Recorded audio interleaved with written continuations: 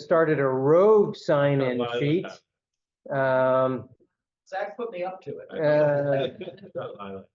So for those of you in the room, if you feel like signing up to a sign-in sheet, real or fictive, that's fine.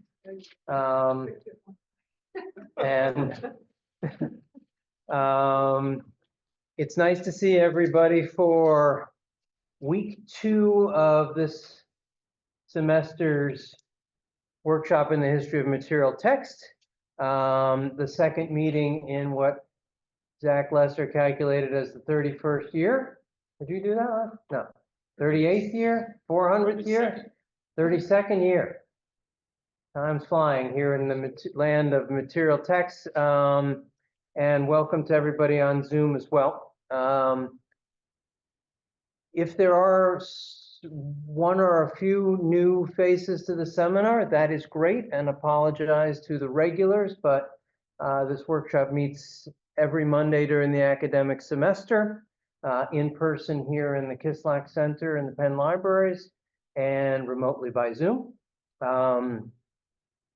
We would be delighted to keep you in touch by email about each week's seminar and upcoming related events. So please let us know your email, and we will promise to send you only a small, reasonable number of messages of great relevance. Our erstwhile curatorial graduate assistant, Lila Golenberg, is joining us on Zoom this evening. So Lila manages all that. We're doing our best in her absence. And joining me here is co-director Zach Lesser from Penn English and co-director Jerry Singerman, emeritus humanities editor from the UPenn Press. Any other announcements of practical importance before we get on to our main event? Donovan is sitting next to me right here. Great, I think our Zoomer is in. And I am really happy to have the honor of, well, Megan, introducing Donovan Schaefer this evening. Known, I think, to many of you, but perhaps not to all of you. Donovan's title tonight is the provocative one, Is a Monument a Text? And I think we will see that Donovan's going to be continuing what's been, you might say, a sort of running theme, occasional subtopic in the material text seminar, stretching at least back a year or more, on monuments, and even more broadly on public ceremonial texts. Some of you will remember that last year our colleague Paul Farber talked to us about Monument Lab and that project, and I suspect or hope that some of the same questions that came up at that session will return today, but probably in different guises. I will not claim to know Donovan that well or his scholarship that well, but I will say that we've worked in proximity to each other since Donovan's arrival at Penn, which was, I think, in 2017. Okay. Donovan came to Penn from Oxford, where he was 3 years as a lecturer, and before that from Syracuse University, from where he holds his PhD. In the room here is a former director of Syracuse Special Collections, who will be named later. One of our first, or perhaps very first conversations between me and Donovan came after one of these seminars, if I recall correctly. I don't actually remember what the topic of the seminar was, though, but it must have involved eschatology or apocalyptic thinking in some way. I mentioned one of our collections that's frankly one of our wackiest collections, something called the Millennium Watch Archive, which happens to be a massive set of printed ephemera documenting the hopes and fears of thousands of groups during the run-up to the millennium crisis of the year 1000. All of this stuff gathered by one intrepid citizen. The year 2000. No, sorry, I was clearly back in the Middle Ages for a moment. The year Y2K, that thing, you know what I'm talking about, those of you old enough to remember. one person gathered all this kind of maniacal, fascinating archive.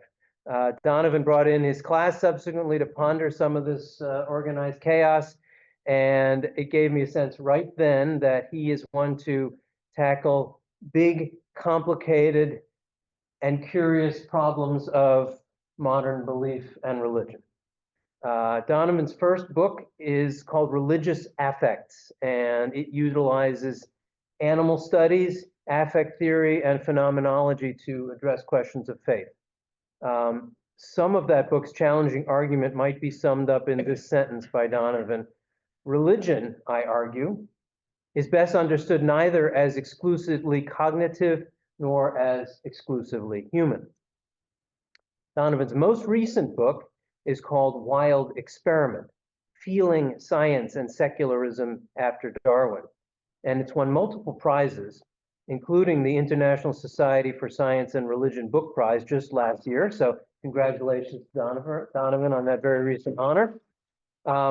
This book, Wild Experiment, tackles philosophical debates ranging from the 18th century to the present over science, religion, and belief.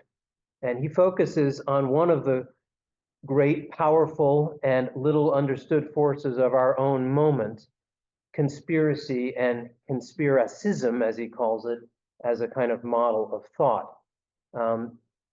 Donovan's call to us in this book is, I think, particularly urgent. He writes, there are lots of answers to the question of how conspiracism gets its hooks in us, including social, political, and economic factors, not to mention powerful amplifiers like racialized reason.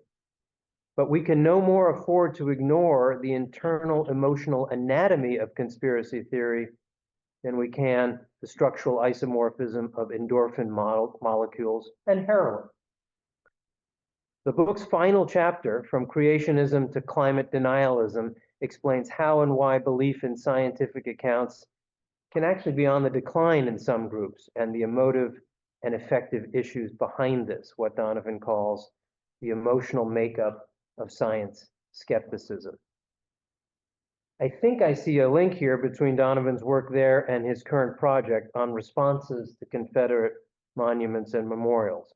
This project, which we'll hear about tonight, has taken him deeply into material culture and the public responses to memorials, and also parenthetically into the complex and sometimes frustrating world of digital archives, including digitized newspaper databases.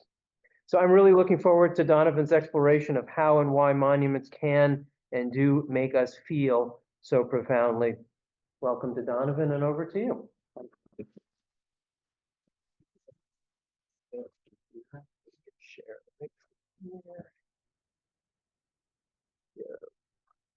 Great. Okay, well, thank you so much, John, for that really wonderfully generous and thorough introduction, and to all of you for being here. I know it's already a very busy time of the semester as things pick up, so I'm really looking forward to this discussion. The background of this talk, as John mentioned, was I came to Paul Farber's presentation about a year ago on Confederate monuments, or monuments more generally, I guess he's interested in. And I was just left with all of these questions, really about this relationship between text and materiality. And I pleaded with John to let me give a talk.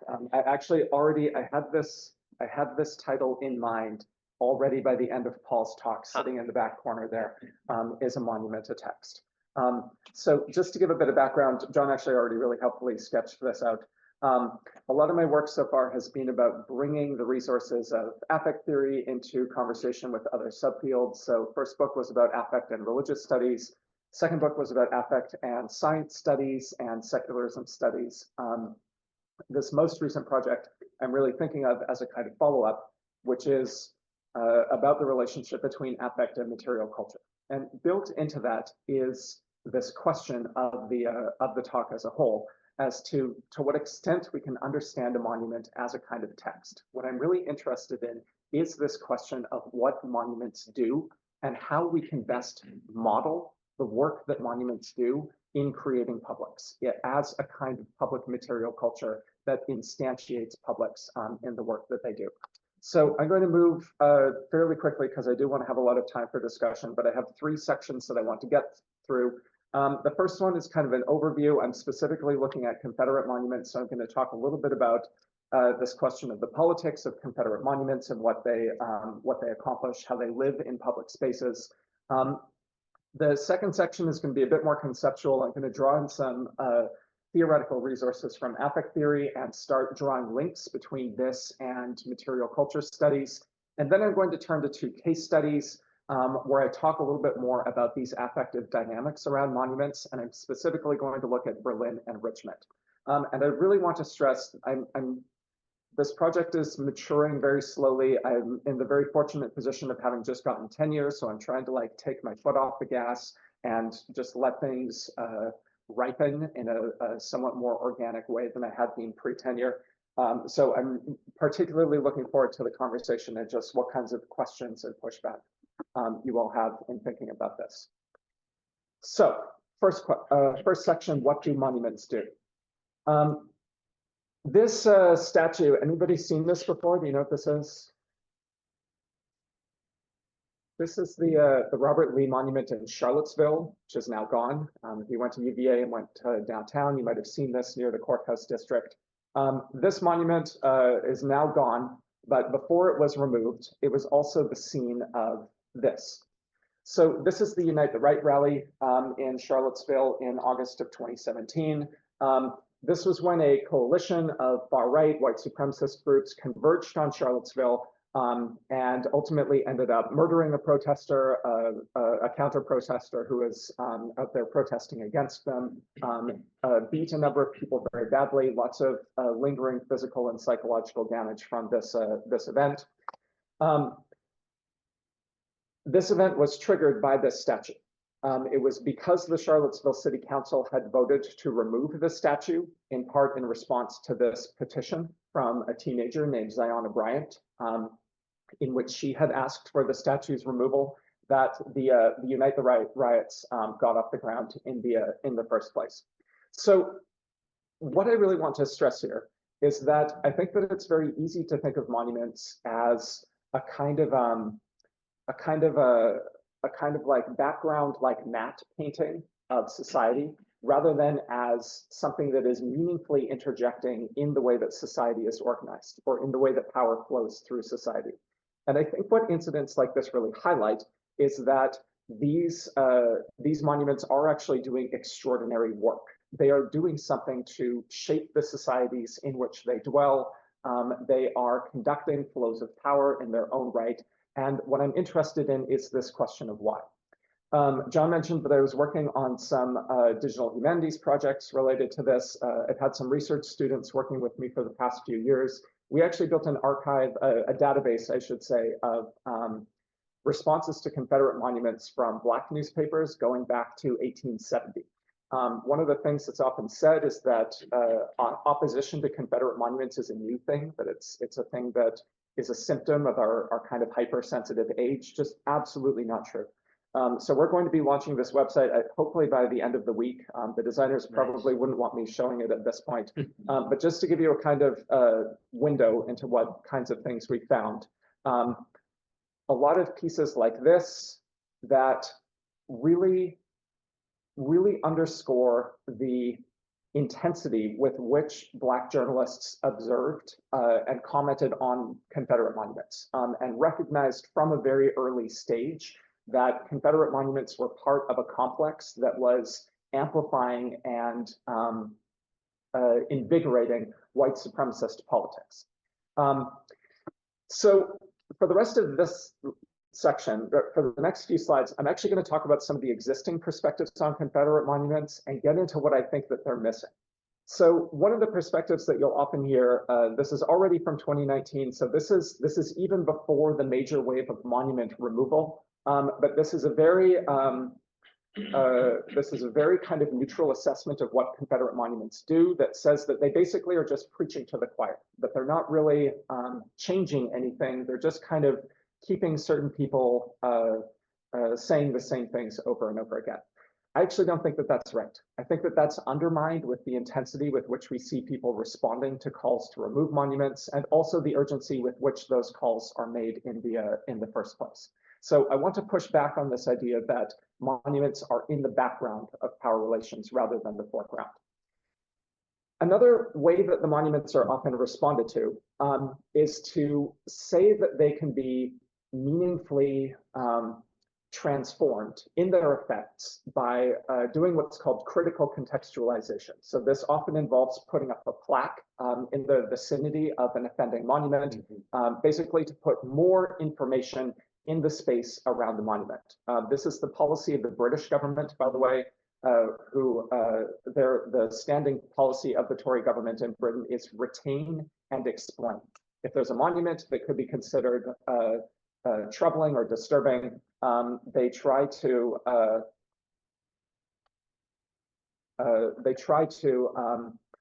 just add a plaque that will sort of provide more information for the monument. This is another perspective that I don't think is adequate, that I don't think is really getting at this question of what monuments do. This is from an op-ed that was published after a few monuments were removed in New Orleans, but before the Unite the Right riots. So the title of this piece was "The Meaning of Our Confederate Monuments." And one of the ways that my inquiries into this line of questioning have really tracked is to investigate this term meaning itself. Meaning, I've come to be kind of obsessed with it actually, because I think it speaks to this sort of sense that a lot of these objects can be considered as a kind of text, that they can be considered as something that have a sort of semiotic relationship where they signify something, they transmit a particular piece of information. This term meaning actually comes up a lot in material culture studies, especially on the anthro side of things. Here's Daniel Miller talking about how material objects give order, meaning, and often moral adjudication. What is meaning? Definitely very prominent in the literature on Confederate commemoration. Really excellent book, Susan Nyman's Learning from the Germans, but also has this tendency to sort of drift into this vocabulary of the statues are about meaning. They're about some kind of intellectual operation that is related to understanding the past. Memorial Mania, a book that I really like, also on this topic, and which also talks a lot about affect, but also has this really strong tendency to veer back into this vocabulary of meaning. So I've become very interested in this concept of meaning and how it does as much work that it does in the humanities. What does meaning mean? I'm not sure that anybody knows. I've actually tried to find like some of the kind of foundation sources where this term enters the lexicon, and it doesn't really have a clear definition at the moments when it's being interjected into contemporary humanities conversations. Actually, when you look at the dictionary definition of meaning, one of the things that's really interesting about how the term meaning is used is that it actually has three very different senses. So one of them is the kind of semiotic sense, meaning as a sign that signifies something else. Another one is the sense of meaning as something that is valuable or something that is significant. And a lot of anthropologists, when they talk about meaning, I think they mean something more like this. And you also have this sense of meaning as intention. And one of the things that I am speculating on is that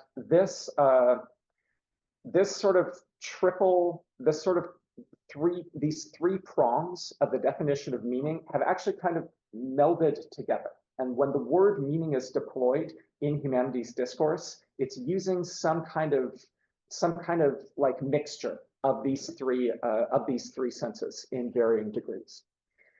So what I've been interested in is ways of pushing back on this over-reliance on framing Confederate monuments and any monument in terms of meaning. There has been some interesting stuff in this from anthropology. This is from Webb Keane, who's done a lot of work specifically on this concept of meaning. I think that Webb Keane's approach is good and important. He essentially says that whatever meaning is, it's not just about a kind of semiotic operation of X means Y, red octagon means stop. There's also something in the form itself. And this is something I find very generative. How can we talk about the form itself as part of what is doing the work of a monument in space, for example. At the same time, I find Keane has a bit of a tendency to get into kind of like affordances talk, which I think is very valuable, but he really ends up in a very kind of functionalist place, where he's interested in things like, the affordance of a chair is that it's an object that entices you to sit on it. And I don't think that that's actually fully grasping what needs to be done with understanding the aesthetic dimension of things like monuments and public spaces. Another resource that I've been going back to is Foucault's concept of the dispositif.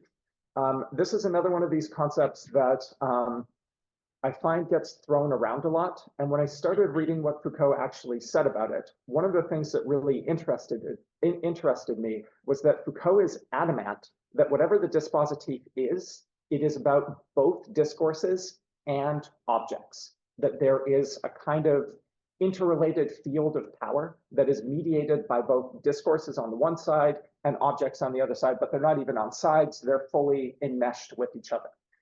So this is another area where I've been trying to kind of drill down on this. One of the most valuable perspectives that I found, though, has actually been from Achille Mbembe, who has this great commentary on Fanon.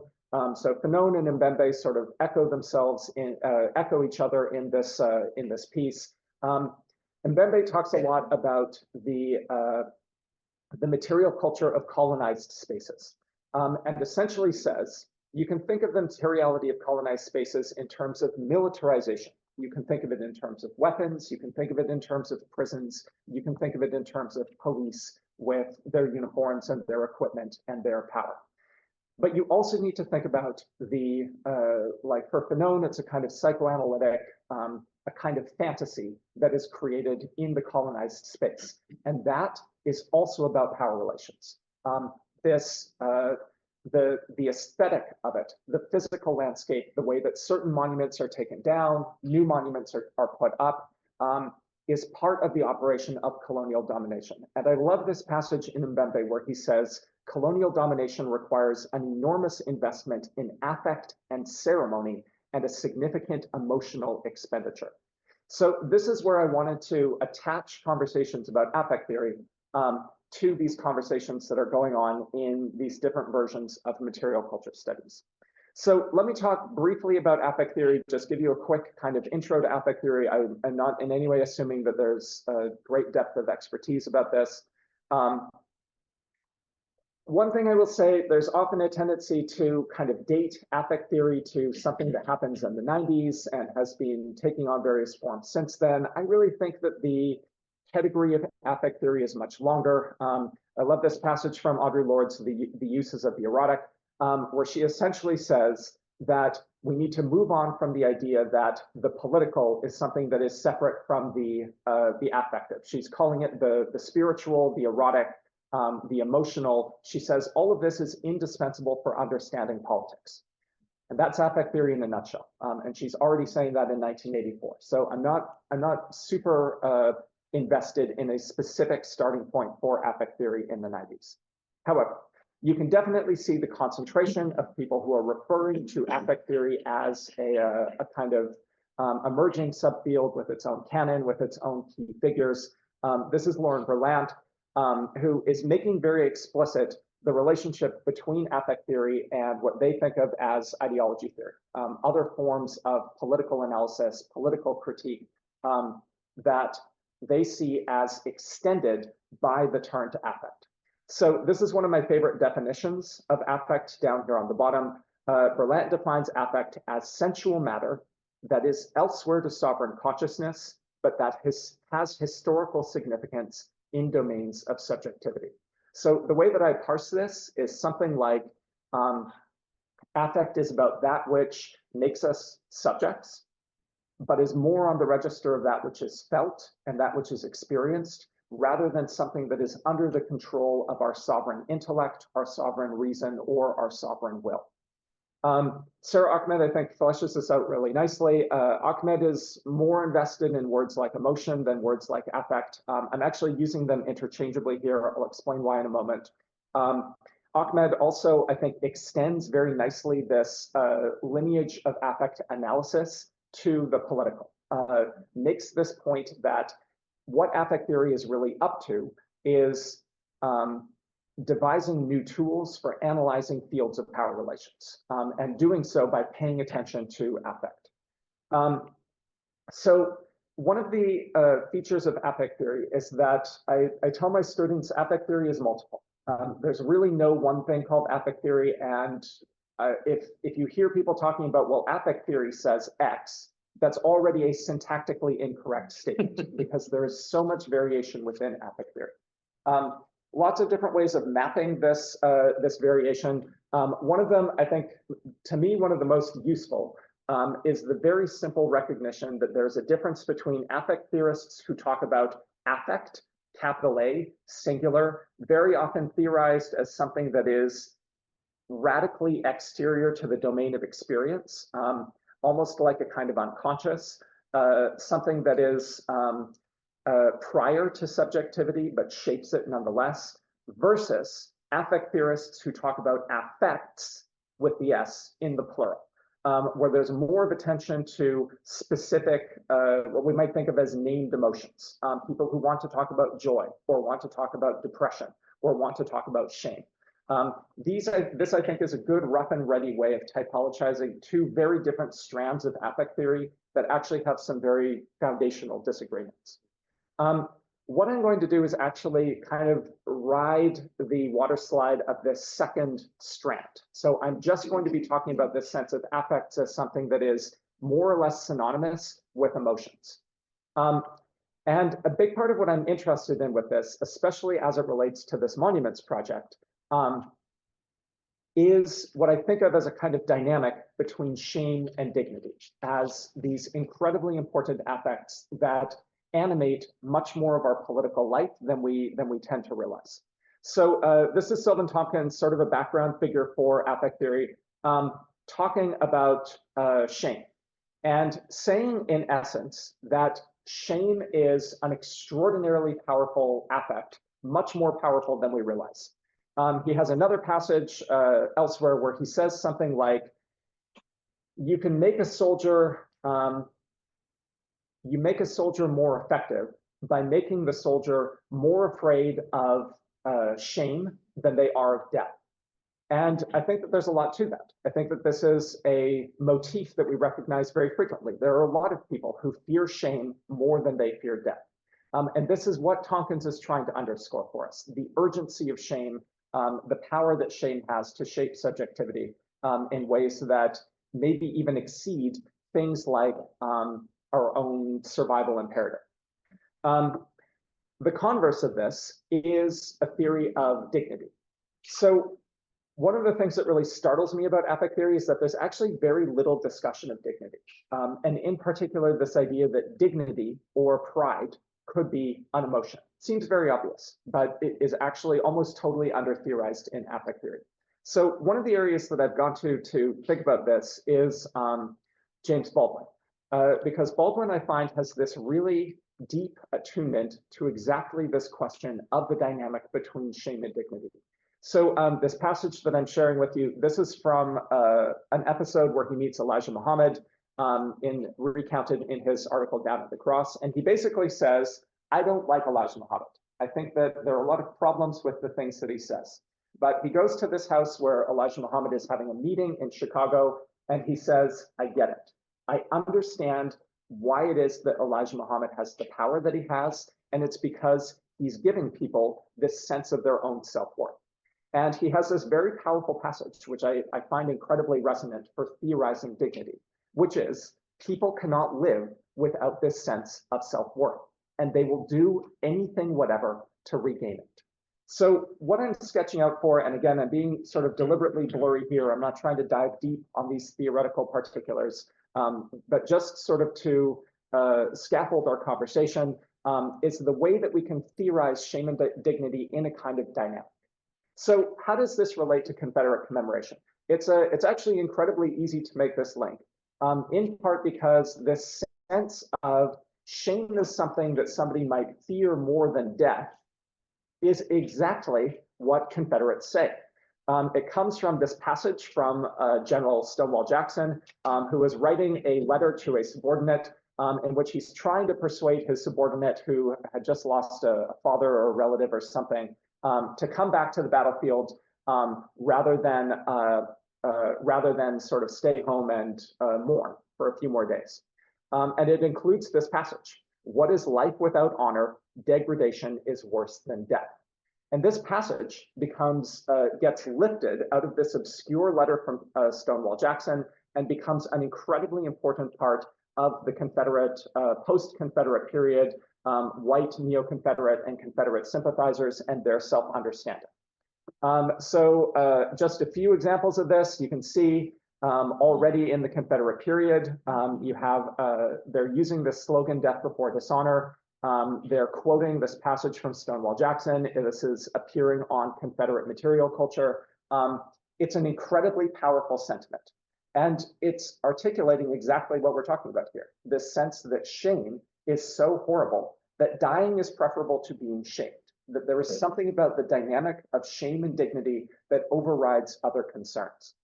And this, I would say, is also something that becomes incredibly important for thinking about Confederate monuments. So I've read, as part of my research into this, one of the things I've been doing is going into archives, reading as many speeches as possible that are given at dedication ceremonies for Confederate monuments, and they're very boring because they all sound like this. They all say, "This is a monument to our glory." They speak about it as an object that is sacred. They speak about it as an object that represents the nobility of the South, the dignity of the South, the glory of the South. And sometimes white Southerners in this period are actually a little bit cagey when they're speaking in public about their commitment to white supremacy, but sometimes white supremacist sentiments will also come out in these speeches. Usually not though. Usually they scrub those before they speak in public. So just to quickly return to what it would look like to think of an affect theory of material culture, a little bit of this work has been done, not a huge amount. Really interesting book by Jennifer Ladino called Memorials Matter, in which she develops a field she calls affective eco-criticism. She had a very interesting job before becoming a professor. She worked for the National Park Service. So basically writes this book about the affects at national parks and talks about a lot of these elements of the material configuration of national parks and how they conduct affects in particular ways. But really, I think one of the most important things comes from Eve Sedgwick herself, who becomes very fascinated by material culture, especially in her final book, which is about Proust, and starts to talk about objects in a way that I think is really probing this question that I'm interested in of what monuments do and how they do the work that they do, and to what extent they can be thought of as textual, to what extent they can be thought of as having a meaning. Sedgwick, I think, puts this very well. She says, on some level, we need to move on from the notion that material objects have a semiotic sensibility to them, and we need to see them as having, as she puts it, visceral operatic power. She's talking about performance here, but it also connects to how she's talking about material culture. So these are some of the sort of theoretical resources that I have swirling around in the background. I don't have this isn't like kind of a nice tidy system. These are just some of the things that are inspiring me at the moment. And I want to, in this final section, walk you through a kind of pair of case studies where I see these emotional dynamics playing out. So what I'm going to do here is to make a move that's not that uncommon. Susan Nyman does this, other scholars do this, of comparing the post-World War II period and the politics of Nazi commemoration to Confederate commemoration. I wanted to start with this exhibit at the German History Museum in Berlin. Have you seen this exhibit, The Roads Not Taken? You've seen it? So the premise of this exhibit, this is, I believe, their permanent exhibit in the basement. No, it's just a one. The main museum is under renovation. This was meant to be a temporary exhibit, but until the museum opens again in 2026 or so, I think the plan is to keep. Gotcha. Okay, that makes sense. I took this when I was there after it had gone under renovation. So the premise of this exhibit is Basically, it's a series of 10 moments in the history of Germany when things could have gone in another direction, when there was a fork in the road. It's basically kind of playing with counterfactuals and saying something different could have happened in this moment. So they talk about 1936, which they zero in on as a moment when the trajectory of Nazism in Germany could have potentially been derailed. And what I want to call your attention to is this object in the lower right corner. So we're going to get a little bit closer, and you can see that this object is a Hitler head. Now, what's interesting about this Hitler head, and what really struck me about it when I saw it in Berlin, is that you see no Nazi commemoration in Berlin or anywhere in Germany, to my knowledge. This is something that has been actively precluded to the greatest extent possible by a legislative framework. Now, there's a long history of this. This wasn't something that happens instantly, but at this point, it's very unusual to see Nazi paraphernalia anywhere in Germany. It doesn't exist, certainly in this form. And what I found fascinating when I saw this, because it struck me, I was like, you just don't see this elsewhere in Berlin or elsewhere in Germany. But there's a particular way that this object is being displayed, and I came to think of it as a kind of like an emotional syntax. Like there is a proper way to place this object in space. So first off, this object, I believe, is from a larger statue. I'm not 100% sure, but I believe it's from a larger statue, and it has been decapitated. It would be a very different object if they were displaying the entire statue. I could be wrong about that. Similarly, the object is being placed on the ground. It's usually when you would see a head like this, a bust of any kind, it would be placed on some kind of plinth. It would be elevated precisely so that it is not on the ground. And not only that, it is sideways. They didn't even imagine this as something where it would be proper to place the head right side up. Perfectly easy to do that. They've encased it in a plexiglass box. But as part of the affective syntax of how to display this object, it was felt that there was something necessary to lay it on its side. I ran this by a few of my German colleagues. I talked about this object. I said, well, what if they had placed it upright? What if they had placed it on a plinth? What if they had kept it attached to a statue? No, absolutely not. Can't do that because it would feel wrong. The emotional affordances of the object itself would start to like the engines would start to hum again. You have to place the object in this way in order to match the correct emotional syntax for an object like this. We in the US have a collection of Nazi art. This is not the Nazi art that the Nazis stole and looted. This is art that was made by Nazis for propaganda purposes. And we have a collection of this that American forces looted in the aftermath of World War II. This collection lives in Fort Belvoir, Virginia, in an underground bunker that you can only see if you're a journalist, if you're a researcher, and you request special access. One of my intentions at some point is to try and get down and see this. And it contains things like this. It's this kind of propaganda art which celebrated the rise of Nazism in Germany, and of course, very powerfully celebrated Hitler. You really get the sense with this statue of just how powerful this object would be if it was unleashed. If instead of being stored in this kind of deliberately drab, like storage locker style, this was placed on a statue, the emotional affordances of this piece would reactivate. It would start to create this emotional power once again. Pieces like this, same thing. Can't hang this on a wall. It would immediately reactivate all of the fascist emotional affordances that are built into an object like this. Has to be something that is locked down, has to be something that is prevented from being displayed for exactly this reason. Okay, so this is a kind of comparison point with the other case study that I want to get into, which is Richmond itself. I'm specifically going to be talking about Richmond's Monument Avenue. So this is the day of the unveiling of the Robert E. Lee Monument on Monument Avenue. Monument Avenue at this time doesn't quite exist. They know it's going to be an avenue eventually. It's a very modern 20th century development project. So they know that the development is going to go in this direction. But it's still coming in a relatively remote place. It is unveiled to a crowd of between 100 and 150,000 people. Population of Richmond at this time is about 80,000. So this unveiling is so prominent and so significant that it effectively doubles the population of an entire city for the in recognition of the significance of this unveiling. So this monument, when it's placed, looks like this. This monument becomes a really important part of a kind of cult, not just of Robert E. Lee, although it's certainly amplifying that existing cult of Robert E. Lee, but also of the statue itself. The statue generates its own kind of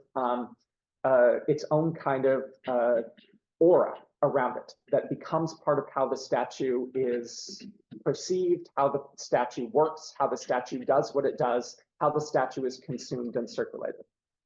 This is an address from the dedication of the statue in 1890.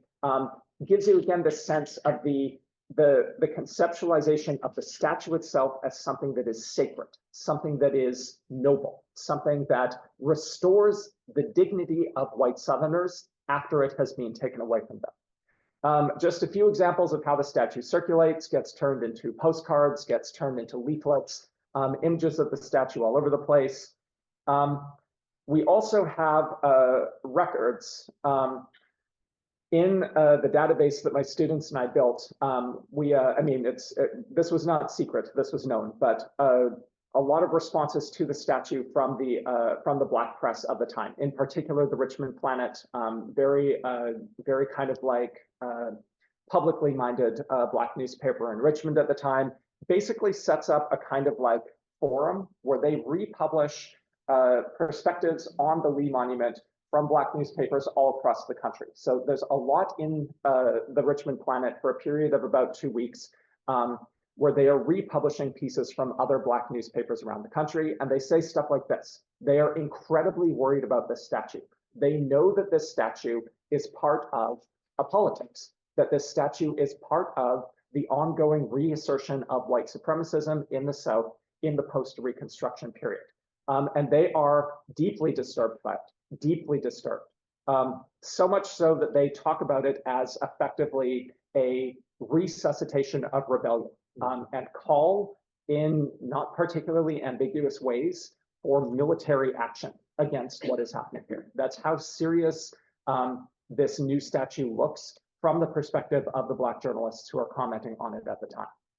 So Monument Avenue gets built. I don't have any pictures of Monument Avenue, but it's basically a series of Confederate monuments built between 1890 and 1933. There are 5 in total by the end. 5, I think, in total by the end. It sets up a new suburb that is designated as a whites-only suburb, the Monument Avenue suburb, and remains more or less in that form for about 60 years after the last monument goes up in the 30s. I think it's the 30s. In the 90s, there's a modification made to Monument Avenue with the addition of this. So this is the Arthur Ashe Monument. Arthur Ashe was a Black tennis player who was born in Richmond, just an astonishingly successful tennis player, had an amazing career, died very young of AIDS contracted from a blood transfusion. But in the final years of his life, there was already this discussion that he needed to be honored, that he needed to be commemorated. So this massive debate takes place in Richmond, and ultimately they decide to add to Monument Avenue this figure of a Black athlete, this extraordinary Black athlete. So he's another 6 blocks or so past the last Confederate monument on Monument Avenue. Looks like this.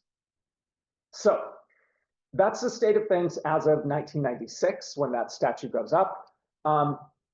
What I want to zoom us to kind of bring this home is what has been happening in the last 5 years. So one of the most dramatic features of this was the way that the Lee Monument and all of the monuments on Monument Avenue were graffitied, were I don't even know if vandalized is quite the right word, of course, from certain perspectives, but essentially they were transformed through the application of paint into a different kind of monument. So this is the Lee Monument still standing. All of the other monuments have been removed, but the Lee Monument lasts a little bit longer than the other ones. You can see it's being covered with messages. It's being covered in new colors. If we had a closer shot, you can even actually see kind of on the horse's flank that somebody has gone at the statue with a paintball gun. So they have tried to spray the statue with color. So on the one hand, there are messages, there are texts here, but you also get the sense that there's something about the procedure of defacement itself that is doing part of the work of this. And the addition of color, the transformation of the monument into a different kind of object. A lot of different purposes. The monument is reused for a lot of different purposes during this period. It's turned into a little park. There are memorials that are added to victims of police violence at the space. You have this very famous image of these two black ballerinas who stand in front of the monument giving Black Power salutes. You have this where a local organization did a series of light displays on the monument. They displayed messages. They also displayed faces, George Floyd, Harriet Tubman. And you even had sort of mundane things like this, turning the park into a basketball court, turning the park into a community garden. All of these different aspects become the new aesthetic of the space surrounding the monument. At the same time that this is happening, you've got the other monuments coming down, the city is taking them all down, and the Ash Monument gets vandalized. The Ash Monument gets vandalized by somebody who sprays "White Lives Matter" on the monument and some of the related pieces. And you can see somebody has gone through and counter-vandalized it by spraying BLM and Black Lives Matter over White Lives Matter. So this question of what the monuments are doing, what kind of message they're sending, and how that message is being configured, both as something that is textual, but also as something that is clearly not just textual. You can't just see the statue and say, well, it's all about the words. The statue is functionally a big sign that tells us that this is a statue of Lee. There's something in the material form of the object itself that is doing part of the work.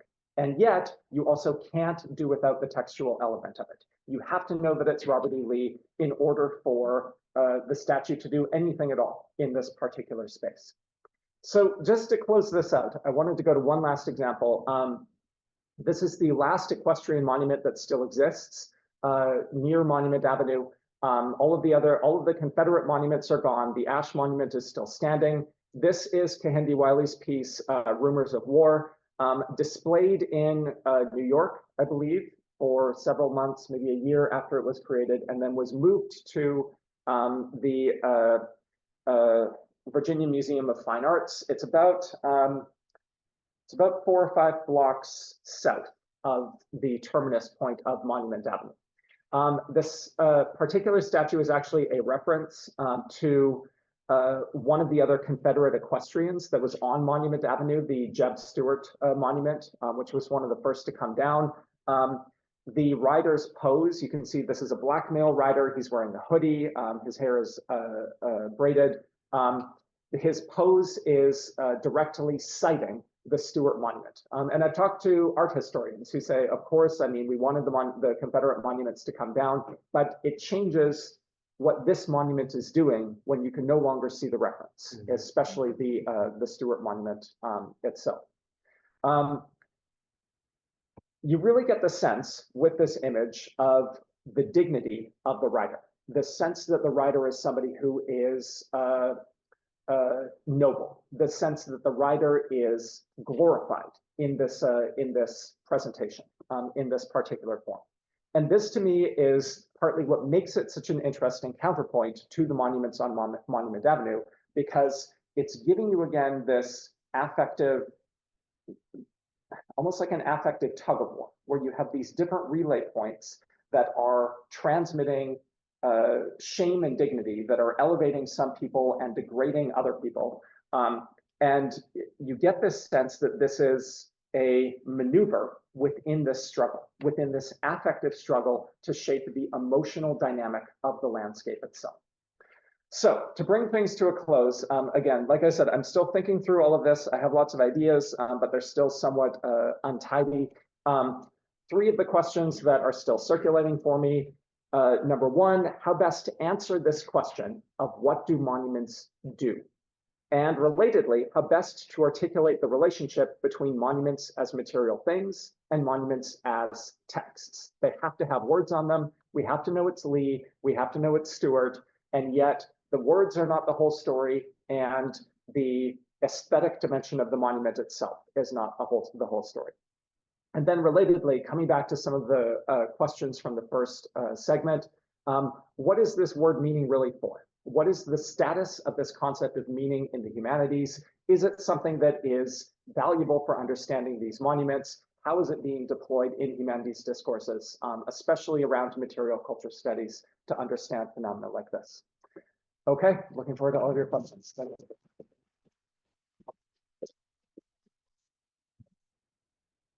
You've given us lots of questions too, so questions all around. Let's stop the share here. Zoomer's back in. And let's open it up to the room. Speak loudly and clearly so our Zoom audience can hear you. And please, first question.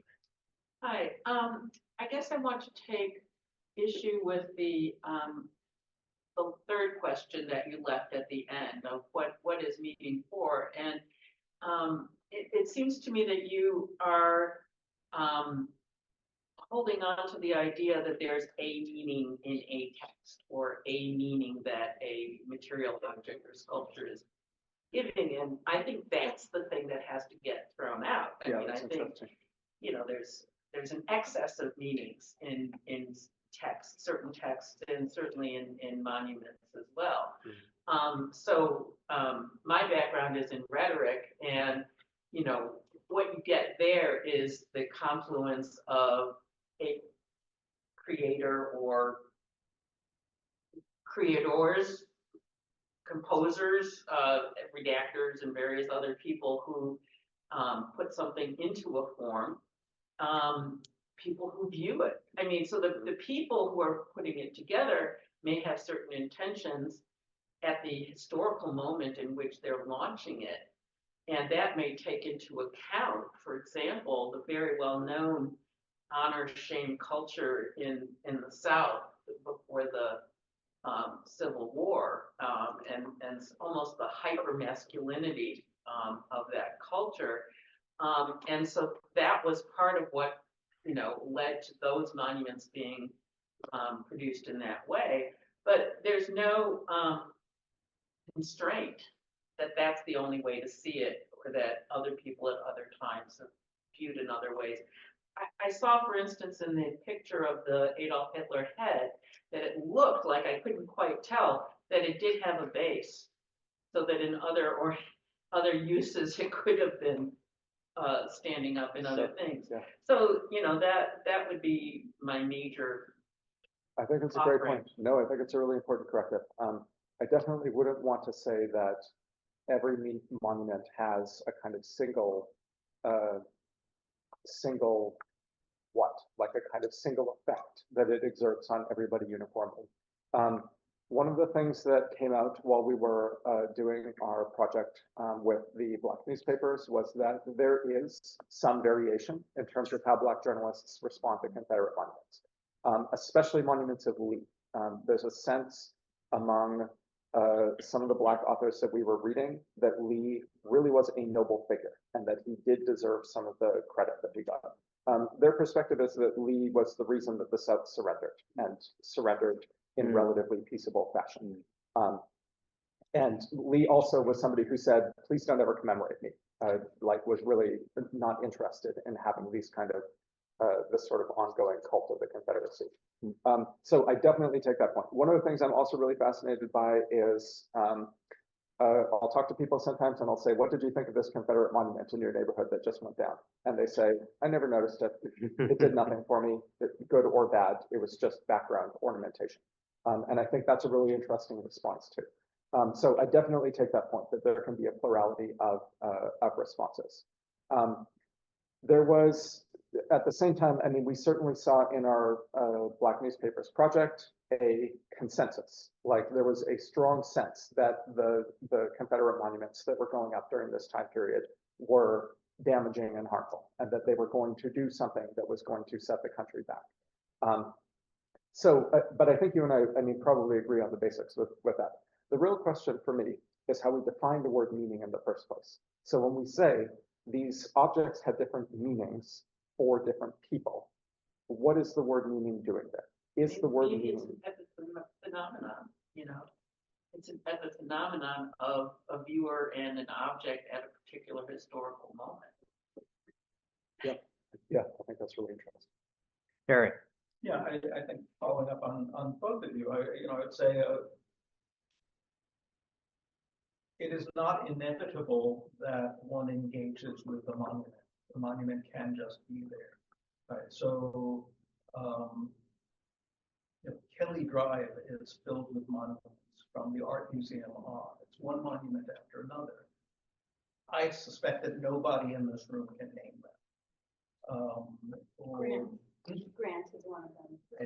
All right. Joan of Arc, I think there's Roger Williams. There's that whole sculptural set of courtyards about the birth of America. But they don't really mean much to us because we're not engaging with them, right? So there has to be some kind of compact between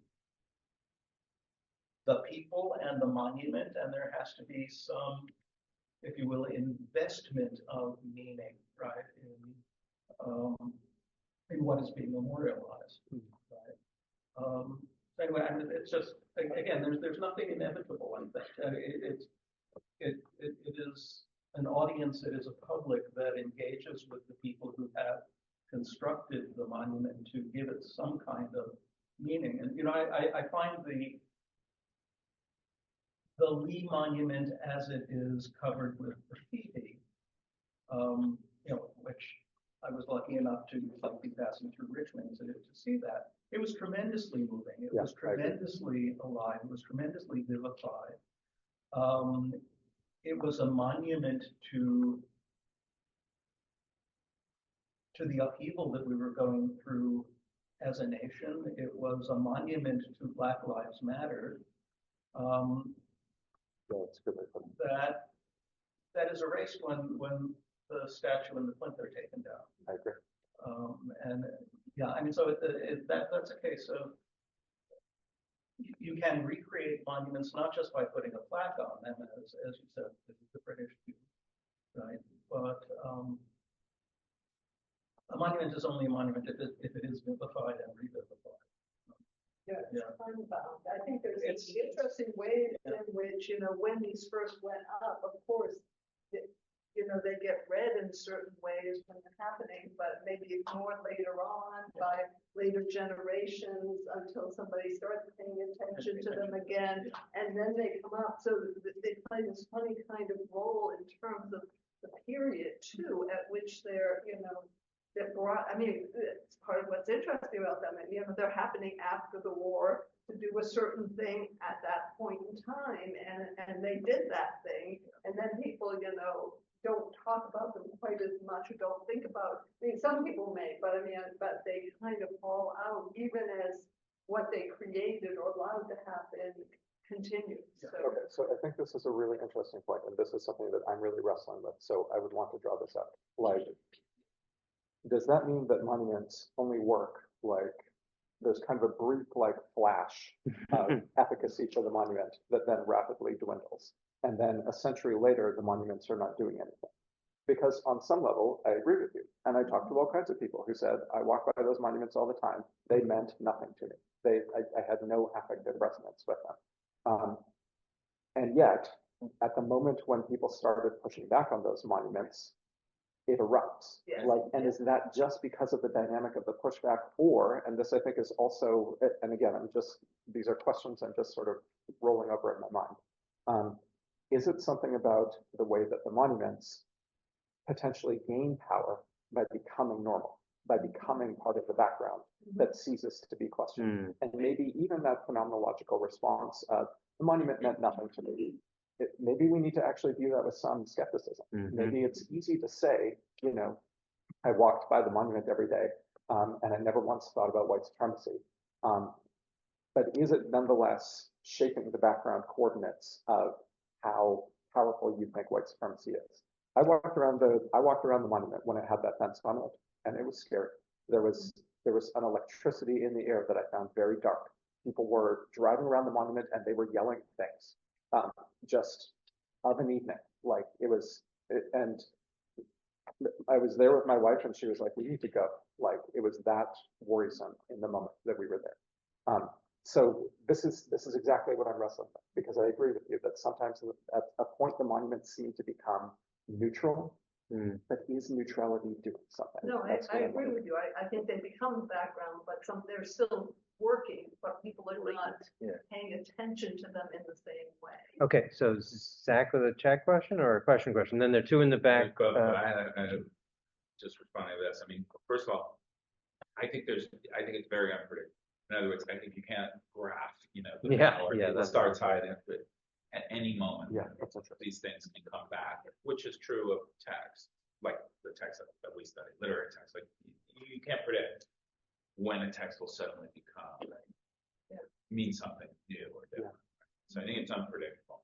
But I also think another way of getting at, I mean, first of all, I think the distinctions you're playing with between meaning or text, which, semiotic meaning and other forms of power is one that's familiar from the study of material text, where we take literal text, but they mean other things than just the semiotic of the text by virtue of being objects as well. So I think this is true of objects that are mainly text, and it's also true of objects that have almost no text.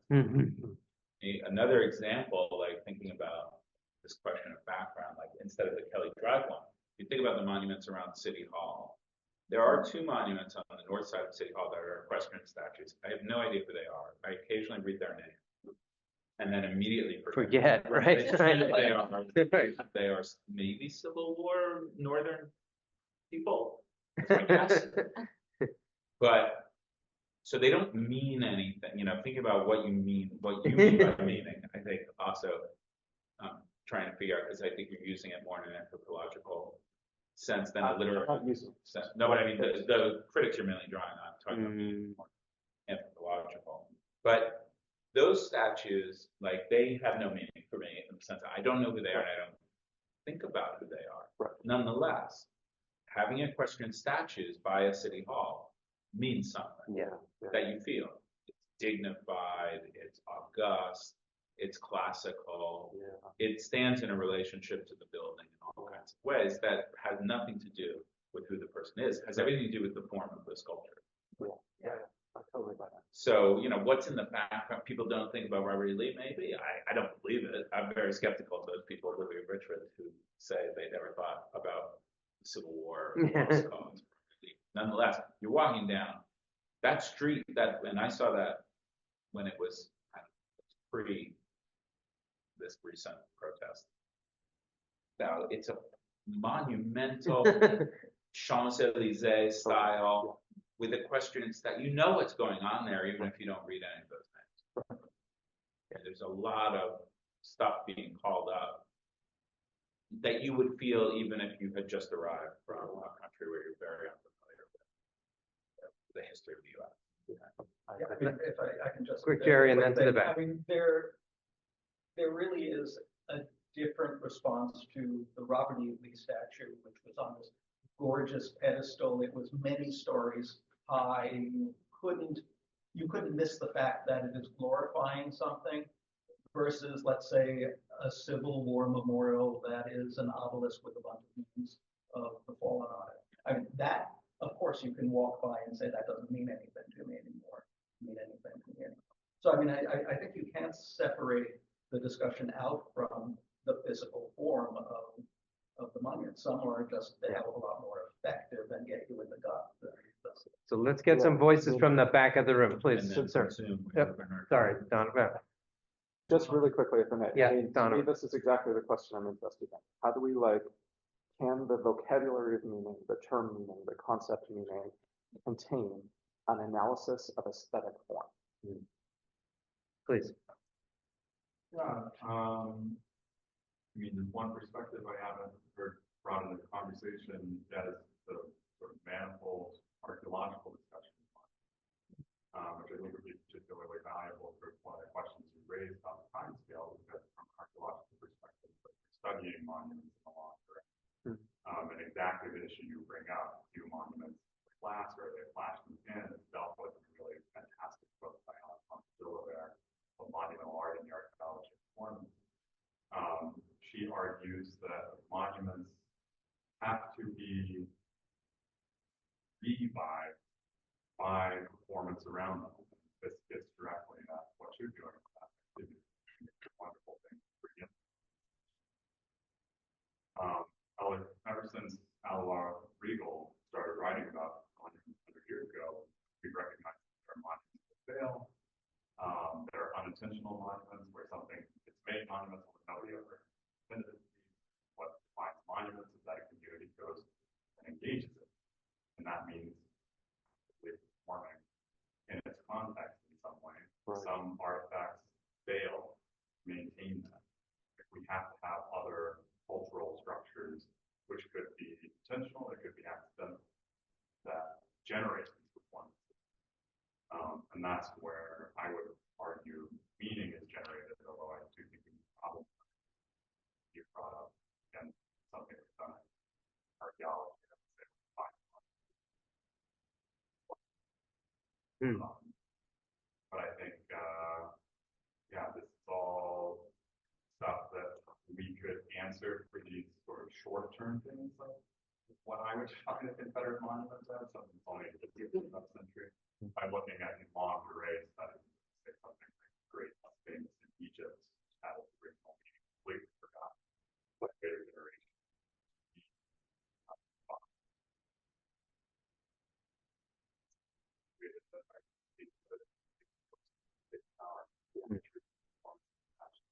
Yeah, that's not really important. Should we go to the Zoom? Let's go to the Zoom and then the gentleman in the back. Zoom, Bernard, please. Unmute yourself and ask your question. Yeah, thank you very much for a stimulating talk.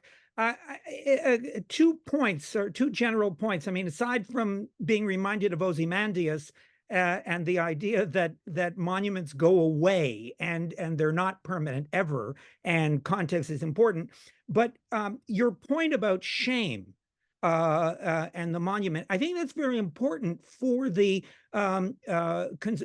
Confederacy monuments, because they weren't created at a moment of victory.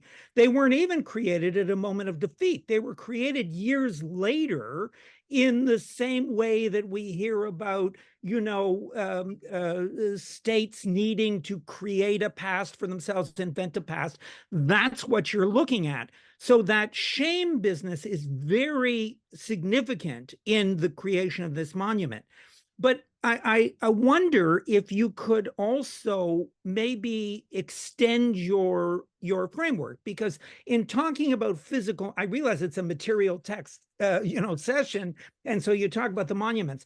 But one of the fascinating things about group monumentality or group remembrance or group shame and group formation of identity is the way that instead of putting up monuments these days, we put schlock all over the street. We have pop monuments, like when Princess Diana was killed or died, and the streets were covered with flowers and teddy bears, or the kids who were killed at Columbine and the fence was turned into a monument of flowers and teddy bears. And so that tells you that the monument is not just a way of sort of dominating public opinion or something like that, but it's actually something that can even be evanescent. In other words, you're building your thing around the monumentality of it, but it's not so clear. And I wonder if this kind of schlock monumentality that we see everywhere these days, you can even drive down the street and see white painted bicycles where somebody was killed on a bicycle, or this kind of thing. It indicates a change in the nature of the monument or of remembrance or of public remembrance. And I think that belongs in your talk. I think you're too restricted by thinking only about Confederate monuments, even if you throw a few German monuments in as well, or things. And anyway, it was a great talk. Thank you very much. Yeah, thank you. Just two quick things in response to that. I think those are really good points. I mean, one is that the emotional valence of the monuments, not only very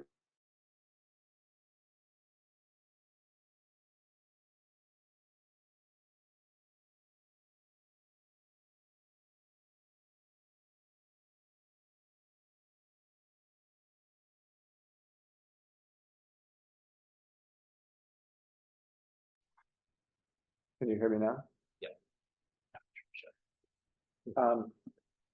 So this first point is that like the emotional valence of the monuments changes over time. That Lee monument was put up in 1890. Lee died in 1870. The committee that started fundraising for that monument immediately. It took them 20 years to fundraise and then to build that monument. And one of the things that's discussed often in the literature on Confederate commemoration is that you have this trajectory from monuments and memorials that are put up in a state of grief in the early aftermath of the Civil War to monuments and memorials that are designed for glorification in the later stage. And that 1890 monument is actually interesting because it's kind of both. It's partly driven by this early surge of grief, but by the time it arrives, it's part of like the post-Reconstruction, like white supremacist reassertion of itself. And then again, over the course of the 20th century, you see like the significance of these monuments decline in some ways, but then become resurgent, like especially in the 50s and 60s during the civil rights period. So just to say, like, there's definitely this emotional cycling that's happening. Mm-hmm. I would also say, though, that to your point about the kind of maybe like a sort of transformation in the nature of monuments. One of the things that gets talked about a lot. I now follow a lot of right-wing social media accounts, especially far-right social media accounts that comment on this. What's that? Oh, we have a burner. Yeah. And one of the things that you realize is just how much contemporary monument production has transformed and has sort of veered away from, the kind of classical idiom of like equestrians and victory columns and victory arches. So you have instead things like pop art. And I teach a unit on this in my Sacred Stuff, my class called Sacred Stuff, where we talk about the button out in front of the library. And I went into the archives of the Daily Pennsylvanian and found the digital archives and found responses to the button in which people were horrified because the button desecrated the sacred space of the Franklin Green. Mm-hmm. But what's really interesting about this is that this has now become a major trope in a certain domain of right-wing discourse, which is to say, why have we wandered away from the great art of the past that glorified society and contented ourselves with art that is silly or art that is abstract? Abstract art is really hated in these circles. So they're very alert to exactly this dynamic of how public material culture of commemoration has shifted. And from their perspective, it's symptomatic of the decline of the West, quote unquote. So the gentleman in the back's been waiting patiently, and then we'll go to Zoom again. And then Phil. Mike is fine with listening to the Oh, Mike, thank right. you very much for the talk. The first part of the talk, the survey of the physicians, I thought was really very illuminating. there's one category that you passed over really quickly, and that's the unconscious. So I wanted to ask you, to talk about that a little more, either why you passed over it quickly, or whether there's more there that can be defined for the purposes of your argument.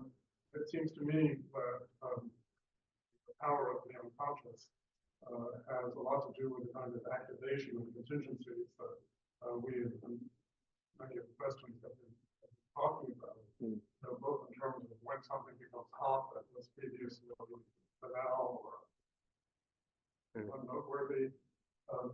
That's the unconscious of reactions of the viewer in a political moment. There's another more counterintuitive aspect, which is the question of whether the work, the material work, the work of art, has an unconscious. Obviously counterintuitive, but it seems to me that can be applied as part of an affective power of the thing itself. I thought your discussion of the last piece, the counter monument, Richmond, was extremely powerful. And it seems to me that the object, which I'm seeing for the first time, has enormous power, but it's scary in many ways. Scary in the way it tends to be scary. It's an aggressive reaction, but it also has a certain kind of power in itself, but somehow if it were real, it might not even be real. Yeah, that's fascinating. It's also staring at the headquarters of the United Daughters of the Confederacy, which is about 30 feet away from that statue. I think you put it really well. I don't know that I could add anything to that. What's the status of meaning for a theory of the unconscious? Does that vocabulary of meaning get looped in? The reason why I glossed it over is just ignorance. I just know affect theory more than I know theories of the unconscious. So, I mean, is there a sense of what meaning could be if we're talking about the unconscious? Do you know, or are you familiar with that? Well, one way to go about it, I think, is to not worry too much about the meaning versus affect. Interesting. I think as a distinction, it's always that kind of distinction is always helpful in composition, but not to do a great deal of work. If one is interested in including what would be included in the culture. Yeah, that makes good sense.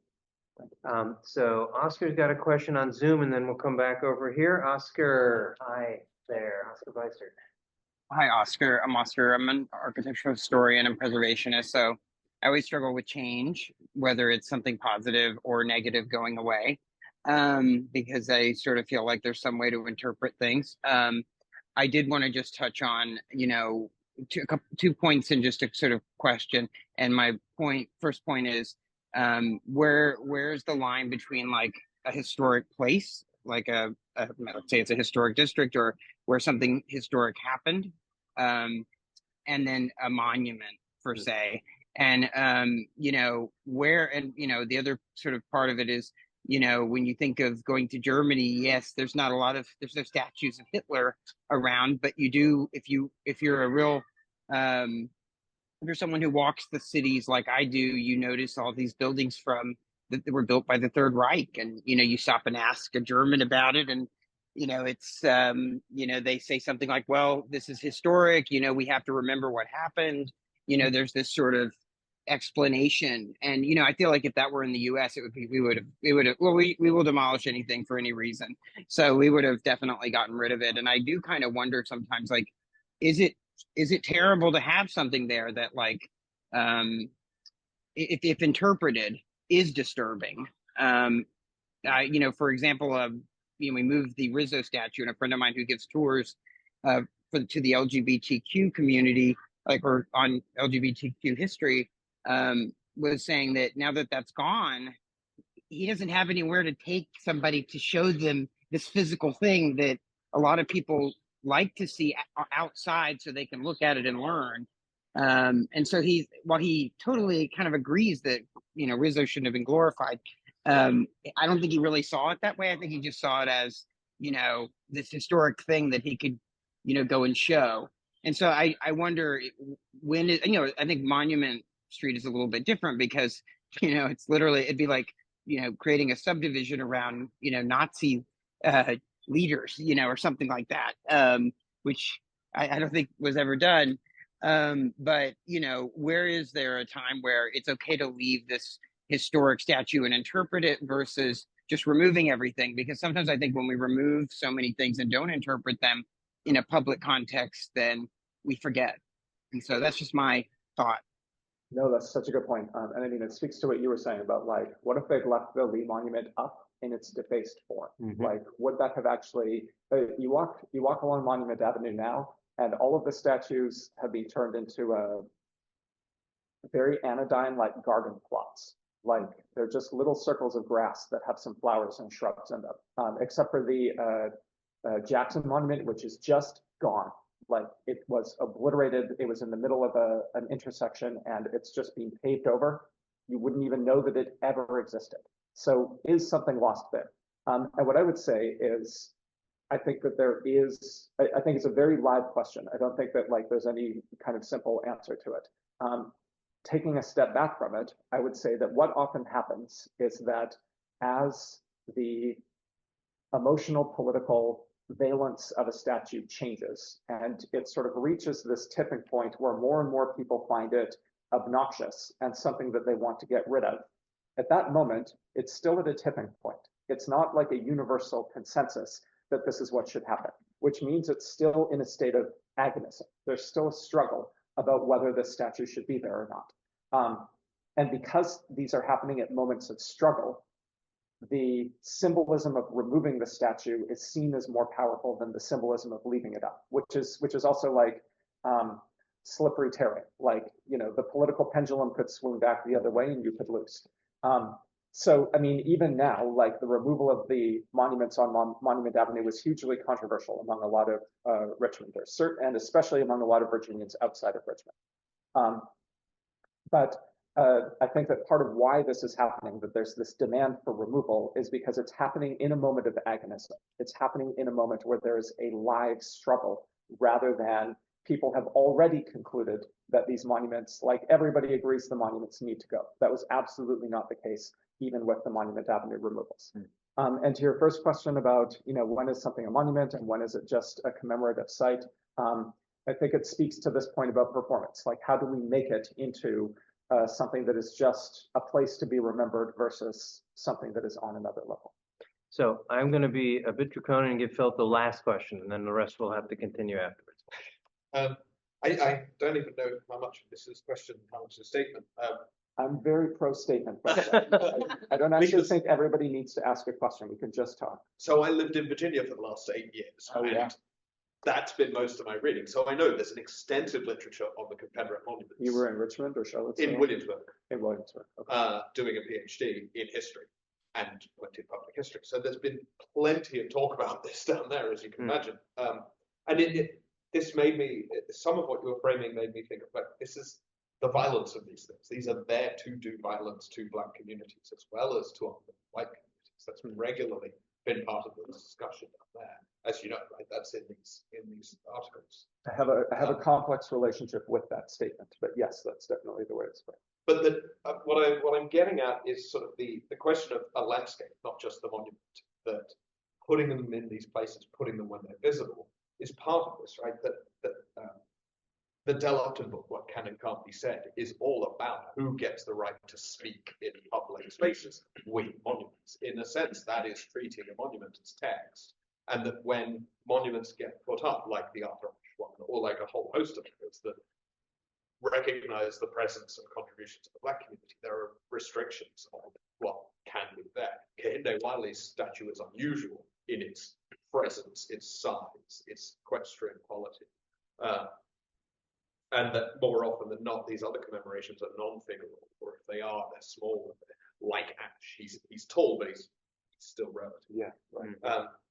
And I to some of the points from earlier, it made me think of the fact that these are often routes or landscapes or ceremonial processions, and that's what often keeps things alive. Definitely.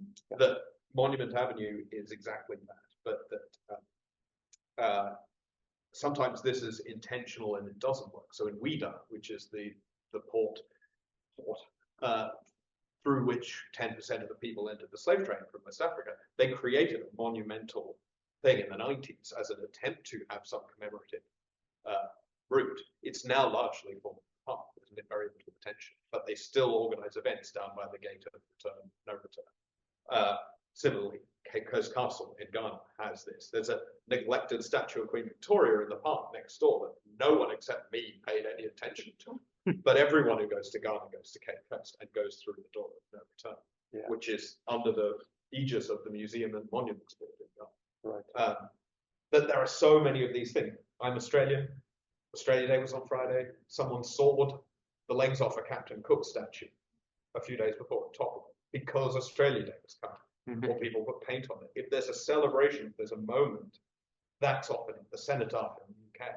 People going to the thing keeps it alive. I think this is getting at some of the stuff. What are those moments? And when does it tip over into removal? But is someone actively trying to keep the thing alive in a social landscape, political landscape that celebratory, antagonistic, however it is that they then get torn down? And of course, the one that really I thought of is Colston in Bristol, being dragged down and beaten like he was alive and thrown in the harbour. Yeah. And he's also being displayed lying on his back, to your point about the Hitler. That one didn't have a certain thing. It didn't matter until it did. But all these others, there are so many things that the ones that get contentious are the ones that are wrapped up in some regular ceremonial public notice or ceremonial commemoration that adds a dialogue. I think it's, yeah, I mean, and the history of like the ceremonies that happen around these statues is a really big part of it. Yeah. The thing is though, that the ceremonies had more or less been zeroed out by the time that like the Monument Avenue monuments came down. So does that mean that they weren't doing anything anymore? And no, I don't think. No. And I don't think so either. And that's sort of where I want like this kind of both and approach. Like yes, the ceremonies, the processions are doing something, but also you have this moment where they just feel like neutral and they kind of feel like nothing, but they are still doing something. And that's very interesting to me as well as like a formation of power that works by inhabiting neutrality. And I think with Monument Avenue, it's still a ceremonial route, whether they're using it as well or not. It still looked like and felt like a ceremonial route. But they were even riding in the same direction. Yeah, right. We're going to leave it there. There's a lot more to say. Great discussion. This was fun. Great project, and keep us posted on this. Thank you so much.